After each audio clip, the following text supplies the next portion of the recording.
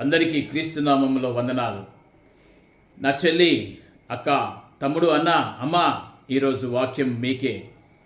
2వ దినవృత్తాంతంలో 20వ అధ్యాయం 35వ వచనం ప్రకారంగా, ఇది అయిన తరువాత యూదా రాజైన యెహోషాపాతు మిక్కిలి దుర్మార్గముగా ప్రవర్తించిన ఇశ్రాయేలు రాజైనటువంటి అహజ్యాతో స్నేహము చేసెను.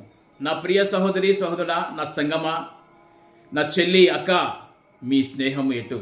తమ్ముడు, అన్న, నీ స్నేహము సాతాను వైపా లేక పరిశుద్ధ లోకము వైపా? నీ స్నేహము ఎటువైపు?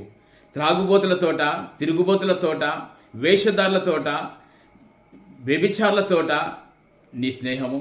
లోకానికి ఆకర్షితంగా ఉన్నటువంటి వాటితో నువ్వు వాటికి బానిసంగా ఉన్నావా?